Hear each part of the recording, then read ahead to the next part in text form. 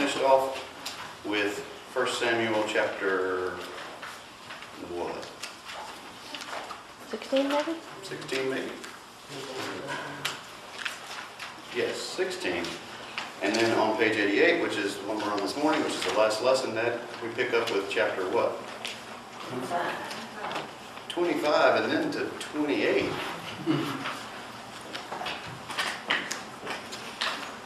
I think y'all a little bit asking me too much to try to cover chapter 17 all the way through 25, but I think I'll do it just for y'all. We can't really cover really what is brought out in chapter 28 without at least touching on those chapters. So if y'all have your Bibles, turn to 1 Samuel actually on chapter 16. What happened last week? He anointed David. Yes, Samuel did. So Samuel anointed David as king, even though who was sitting on the throne? Saul. In position only, maybe. Right? And then, somewhere around verse 14 of chapter 16, a distressing spirit troubled Saul. So, when did that distressing spirit come upon Saul, as best as we can tell by the word? When he saw the Philistines. Yeah, maybe. Well, right when Samuel anointed David, and then boom, the distressing spirit came upon Saul. And he said, I need somebody to make me feel better. And Saul's servants told him, I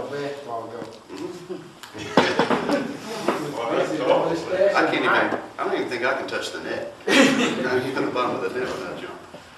Yes, he was huge, and everybody was what? They were afraid. They were like, Except for who? David. Why wasn't he afraid? Mm-hmm. Because he had God with him. This is something we're going to see from here on. Once again, what did we talk about last week with David kind of being the antithesis or even sort of opposite of Saul on a lot of things. So chapter 17 was David and Goliath. Goliath was what? What nationality? Who were they fighting with? Philistines. So Goliath was Philistine. So David dispatches him and lots and lots and lots of other Philistines. That's the short of chapter 17. Chapter 18, David and Jonathan became friends. Who's Jonathan? Saul's son. One of Saul's sons. Were they like just kind of close friends, or were they just friends? Did they know each other? Like brothers. They were very, very, very close friends. Well, that's going to come into play quickly. Chapter 18, verse 7. Would somebody read that? So the women sang as they danced and said, Saul has slain his thousands, and David his 10,000s. So, it's chapter 17 and chapter 18. How did that probably make King Saul feel? Furious. When Jealous. furious, mad, when the women were singing and dancing in the street, saying the king's good, but David's great.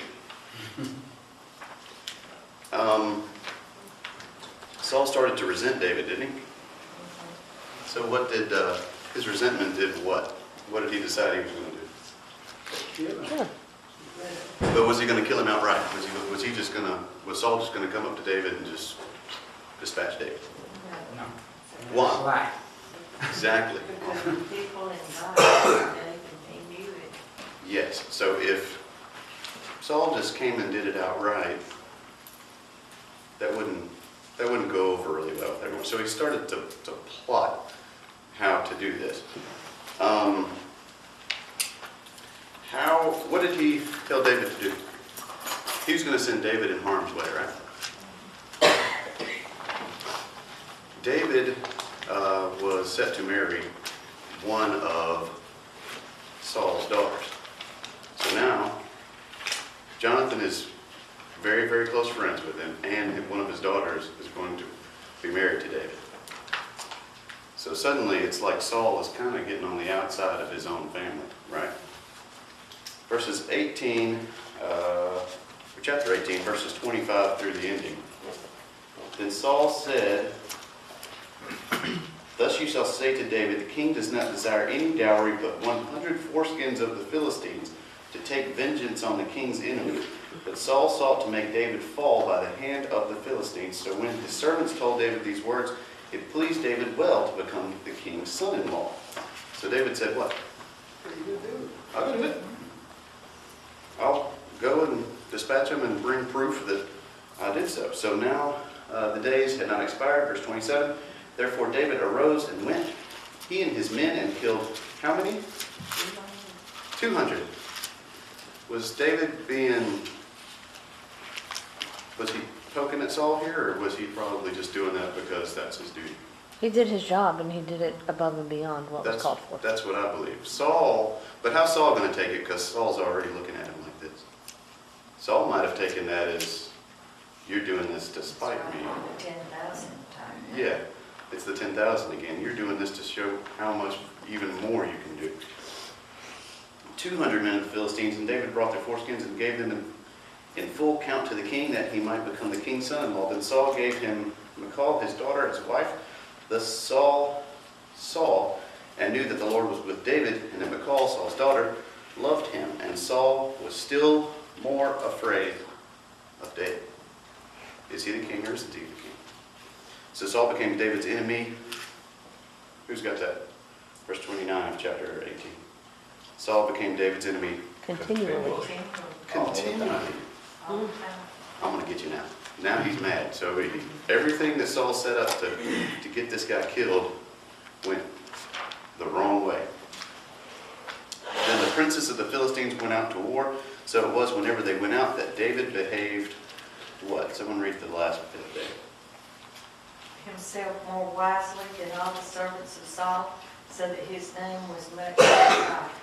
How is this going for Saul? Backwards. Not the way Saul wants. Chapter 19, Saul persecutes David.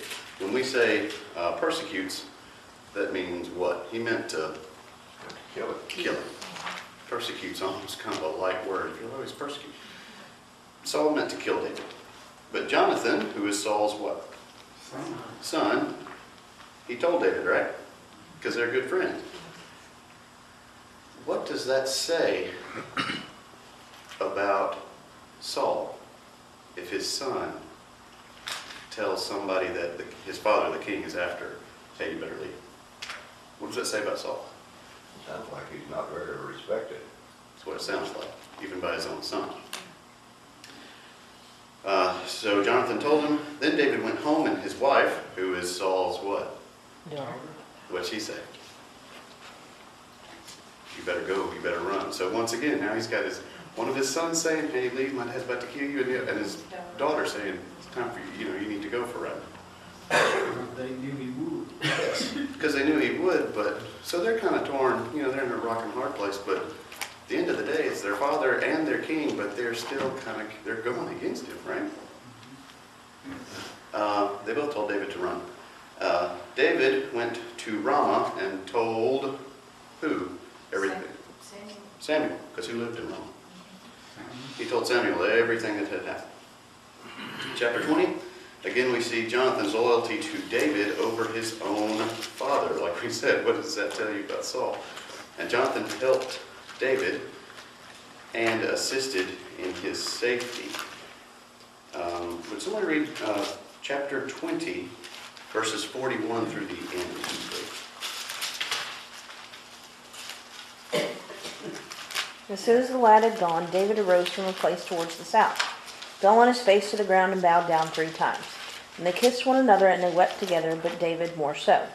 Then Jonathan said to David, go in peace, since we have both sworn in the name of the Lord, saying, may the Lord be between you and me, and between your descendants and my descendants forever. So he arose and departed, and Jonathan went into the city. Wow.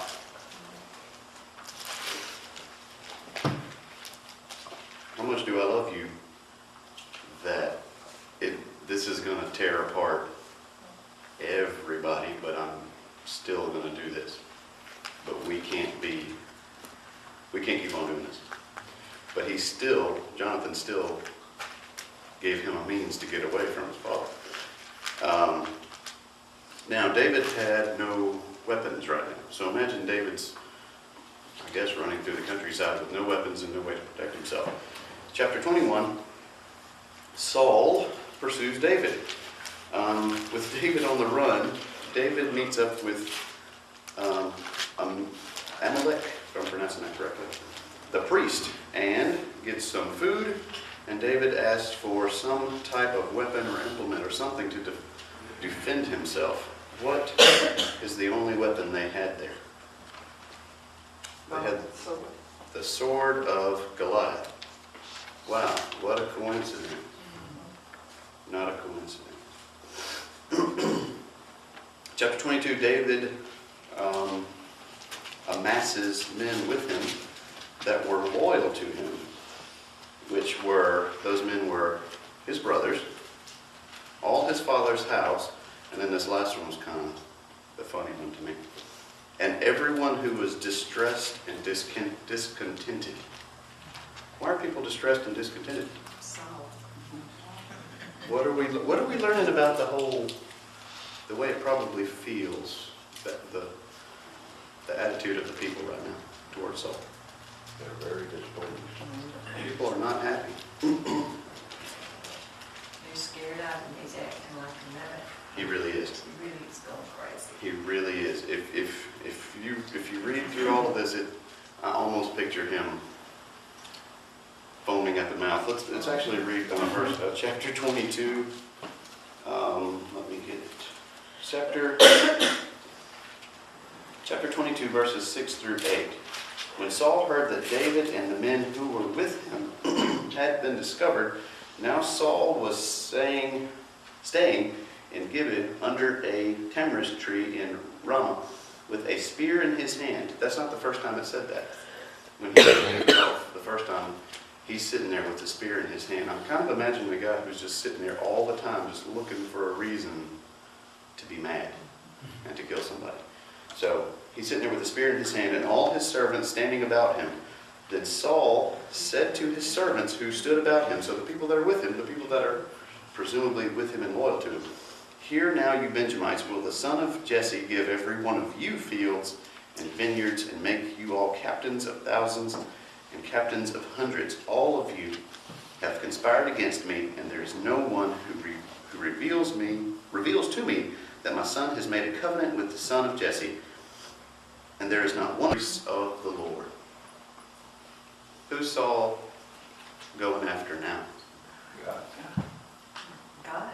Yep. So he told his servants to do it. What did the servants say? No, we won't do it. We're not going to do that. So who did he get? Somebody else. And he was named, so he's there forever. Doeg, I believe. Yes, I need a mic. You do it. So he turned and struck and killed the priest. How many? 85. 85 priests. People wearing linen, so that means priest there. And not only that, he went somewhere else. Where? Went to the city of Nob, right? And who else did he kill? A bunch of people. Men and their Every- children, Just breathing. babies. So who can Saul spare earlier? Remember that? King Agag and all He that. spared King Agag for what? Even though God said kill everybody. Yeah. But here, people that are his own people. He did killed good there. all the priests, killed men, women, children, nursing infants. We're talking about little babies. Oxen, donkeys, sheep with the edge of the sword. He laid waste to everything. Has he maybe gone crazy? No, maybe to it. Maybe touch. Maybe a touch. The short of that made me think, basically he said, I don't need God anymore. Yeah. I'm Saul, I'm the king, I can do what I want. Chapter 23. David saves, back to David now. David saves the city of Keilah from the Philistines. What's happening to David? Who's chasing David? Saul. Is he worried? Yes. Is he worried for his life? Is he? Not when he sees these. Not when he sees this. So in spite of everything else going on in his life, he's still protecting God's people. But what's the king doing? Killing it. Killing his own people and chasing David. Let's compare Saul and David again.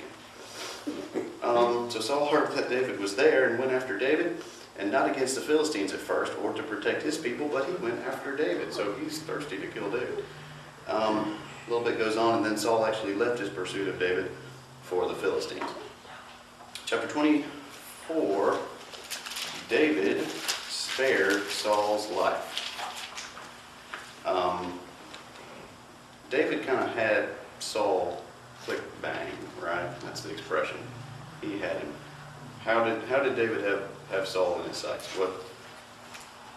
How close was he? Close enough to cut off part To of the cut road. off part of this road. To cut off part of his road? Right, and he was asleep. What could you do? He could have killed him in his sleep, but he didn't. We see that a lot about Saul, don't we? He was asleep under a tree. He was resting over here. We do. David was that close that he cut off a part of his robe. But how did that make David feel after he did? He actually felt bad. I mean, he didn't even feel bad that we're not even talking about killing him. He felt bad that he just cut off a part of his robe. Why? Because Saul was Saul, or who put Saul in his position? The Lord. God did. That's why David felt bad. David felt bad because he rose against, quote, quote, God's anointed. So David still respected who above all others? God, not Saul. David awoke Saul and told him as much. How did he awake him? He got away from him to tell him, though. Look what This I was in a have. cave, right? Yeah, he's in the So cave. he He's gonna look went at it. way back here at the other end of the cave and said, look at the hem of your garment. I could have, and here it is, I could have just killed you. So Saul saw what? Maybe he came out of this haze he was in, whatever was going on with him. He saw that he'd been doing wrong, and he stopped going after David's life. And they peaceably, more or less, went their separate ways. Plus, he was Jonathan's father, even though he was after David. David still had to feel, I still love Jonathan and my wife. And, It was, I mean, this is in a sense, this is, you're bringing family. Yeah, Right. this is family. Chapter 25, our study guide actually has verse 1. 1 Samuel, chapter 25, verse 1. Then Samuel died. Wow, what have we been talking about this whole time? Things a shock. And out of the blue, here we go, skip however many, 10 chapters. Then Samuel died. He's dead. And the Israelites gathered together and lamented for him and buried him at his home in Ramah. And David arose and went down to the wilderness of Paran. Going on further in chapter 25, some business goes on with David along with his men, that he is now amassing a good number of men. And they came to a rich man named Nabal, came to a rich man's house. And long story short, David took 2 more, what? Wives, right? So how many did he already have? One, I guess. we know he had one. We know he had 1. Yeah, that's a good caveat. We know that he had 1. So now we know that he has 2 more. So now we know that he has 3. Not skipping ahead too far or touching on too much, but all told, David had 8 named wives. 8 wives that we know by name.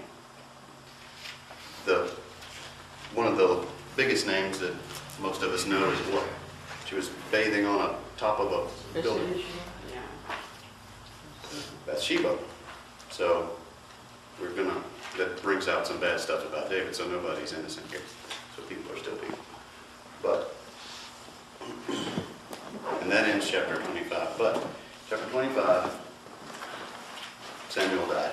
Now we have like 3 minutes to do the rest of chapter 28, verses 3 through 18. Would someone read 1 Samuel 28, verses 3 through 7, please? Now Samuel was dead, and all Israel had lamented him, and buried him in Ramah, even in his own city. And Saul had put away those that had familiar spirits and the wizards out of the land.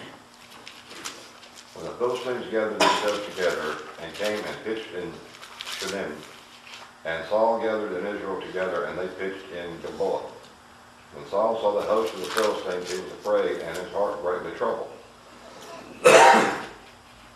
And when Saul inquired of the Lord answered him not, neither by dreams, nor by Urim, nor by prophets. Then said Saul unto his servants, Seek me a woman that hath a familiar spirit, that I may go to her and inquire of her. And his servant said unto him, Behold, there is a woman that hath a familiar spirit at Endor. Thank you. Verse 3, and Saul had put the who out of the land? Mediums and All the spirits. mediums and spirits. What are mediums and spirits? What do they practice? Soothsayers, they practice Yeah. telling what's going to happen in the future Witchcraft? and witchcraft. Is that of God? No. They had supposedly done away with that. So,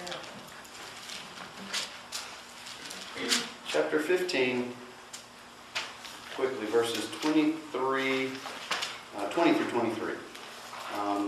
And Saul said to David, But I have obeyed the voice of the Lord and gone on a mission on which the Lord sent to me and brought back Agag, the king of Amalek. I have utterly destroyed the Amalekites, but the people took of the plunder, the sheep and the oxen, and the best things which should have been utterly destroyed to sacrifice to the Lord your God in Gilgal. So Samuel said, Has the Lord as great delight in burnt offerings and sacrifices as in obeying the voice of the Lord? Behold, to obey is better than sacrifice, and to heed than the fat of rams. For rebellion is as the sin of Witchcraft.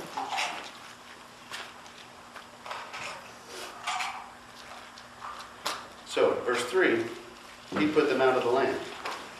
And then what did he do in verse 7? when they come and let's see. Is this anything new with Saul? No. It's like the more you read about Saul, the more it's just like, What tickles me is in verse 6 there when it says he inquired of the Lord. Why is he going to answer you? You killed his prophets, his priests. that was my thought. But see, the Lord didn't answer him. He killed all the Lord's men, his priests, so he couldn't ask them. Yes, All he ma'am. can do is now go to these pagan people, these witchcraft. Yeah, exactly. You turned away from God, and moreover, I mean, you killed everyone that was there as a priest.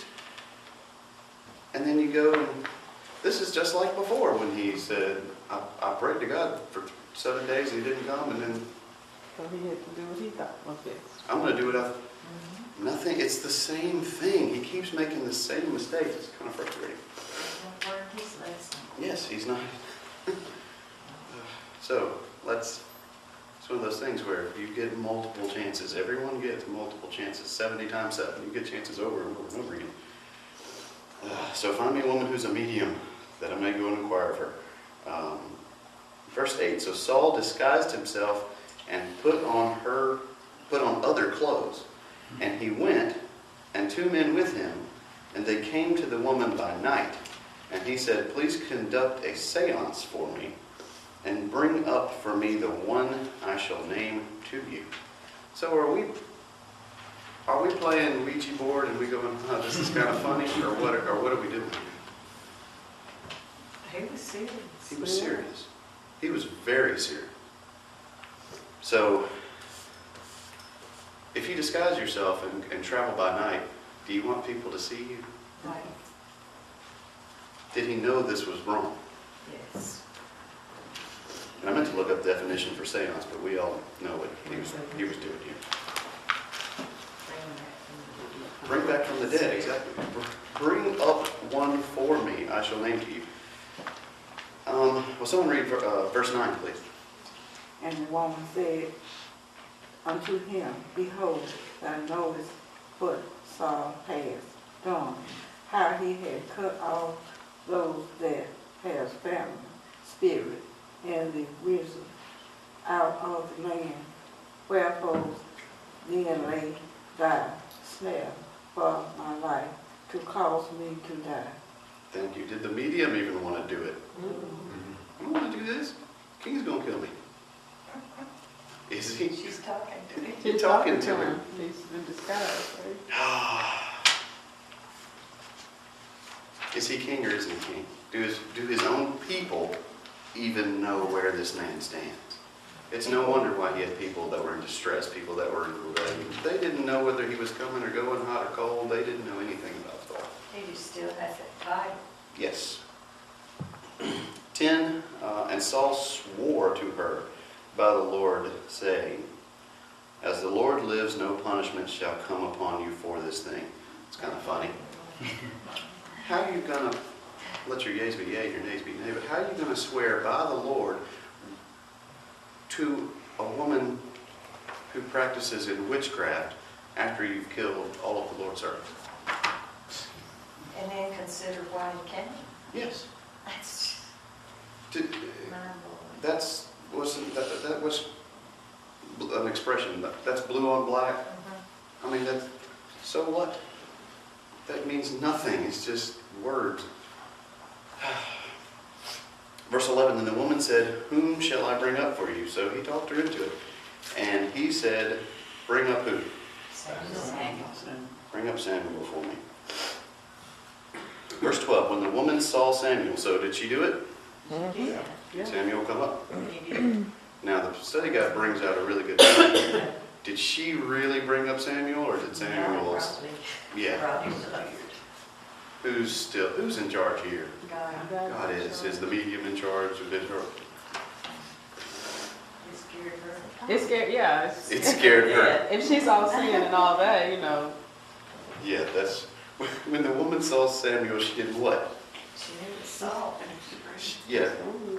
So she cried out with a loud voice, and this woman spoke to Saul, saying, Why have you deceived me? For you are Saul. Now it doesn't come out and say all that, or exactly the how of it, but in short, I think she was surprised to begin with. She might have just been I got smoke and mirrors, and Right. and then I think he really came up. Right. I think she was just phony. That's my That's why opinion, she's but pretty. that's neither here nor there. But I think she was extremely surprised that Samuel came back, and then she knew full well that was the king. 13, and the king said to her, Do not be afraid. What did you see? And the woman said to Saul, I saw a spirit ascending out of the earth. So he said to her, What is his form? And she said, An old man is coming up, and he is covered with a mantle. And Saul perceived that it was Samuel, and he stooped with his face to the ground and bowed down. Why now? Is Saul... Because he wants something. He wants... Yes, he does. He always seemed to come to Samuel when he needed something, right? He's at the end of his rope, and he knows it. That's the sad part about all this. He's at the end of his rope, and he knows it. Will someone read verse 15, please? And Samuel said to Saul, Why have you disturbed me by bringing me up? And Saul answered, I am deeply distressed, for the Philistines make war against me, and God has departed from me, and does not answer me anymore, neither by prophets nor by dreams. Therefore I call you, that you may reveal to me what I should do. Does he trust God? Or who's he looking for? Anybody to make him feel better. And who was probably the last person that did that? Sam. Samuel. Samuel told him the truth that God said every time. Every time, yes. And Saul answered, just like you said, he needed something, right? I am deeply distressed, for the Philistines make war against me. Did they make war against you? I mean, yeah, they did, but we have multiple times, and all the days of his life, he was against the Philistines, talking about Saul. So, the Philistines make war against me, and God has departed from me. Did God depart from Saul? No. Yeah. Saul departed from After he God. departed from God. Yeah, after he departed from God. Does God leave anyone just out of the loop? Just, God left me? No. Well, also, way back in the previous chapters that the Lord told Samuel to quit pleading for Saul, because things that he had done. Yeah, but he'd already loved, yeah, it's a good point. But he'd already loved God, even then, honestly. God has departed from me and does not answer me anymore. We said that, you killed all the priests, and you're surprised by it? Neither by the prophets nor by my dreams, therefore I've called you that you may reveal to me what I should do. Verse 16, and Samuel said, what? What did Samuel say? Let me read that. Why do you ask? Wherefore then dost thou ask of me, seeing the Lord is departed from thee, and is become thine enemy? So, in layman's terms, what did Samuel tell King Saul? I'm on the Lord's side. Why are you asking me? Why are you bothering me? Yeah. This is not my concern. He, He had cried enough for him when he was alive. yes, he did. Didn't bring food. This scene, I picture him being, we're used to, or he might be used to being dressed as a king. He's probably dressed in tattered clothes and just sneaking around, hiding at night in a smoky, creepy witch's cave or house. This is the king who has fallen this low. And what did Samuel tell him? Why? Yeah. God's your enemy. Why are you talking to me? How much lower can you take somebody? Well, Samuel just did. The Lord has departed from you and has become your enemy. Is that a good place to be? No. And the sad part is, Saul had already seen what it was like to be on God's side before and have other people as God's enemy. So this is another parallel or example of being saved and being lost. 17, and the Lord has done for himself as he spoke by me, for the Lord has torn the kingdom out of your hand and given it to your neighbor. Who? David. David. If I can, verse chapter 28. It's like being reminded Yes. of Because you did not obey the voice of the Lord, nor execute his fierce wrath upon who? Going way back. And he told him then too, didn't he? Therefore the Lord has done this thing to you this day. Moreover, verse 19, continue on just a little bit. Moreover, the Lord will also deliver Israel with you into the hand of who? Philistines. And tomorrow you and your sons will be with who? Me, David. We got at the bottom. There's the bottom. The Lord will also deliver the army of Israel into the hand of the Philistines. That's what happens when you go to meetings. Against God. You hear something you don't want to hear. It's a very sad The story. last thing you want to hear.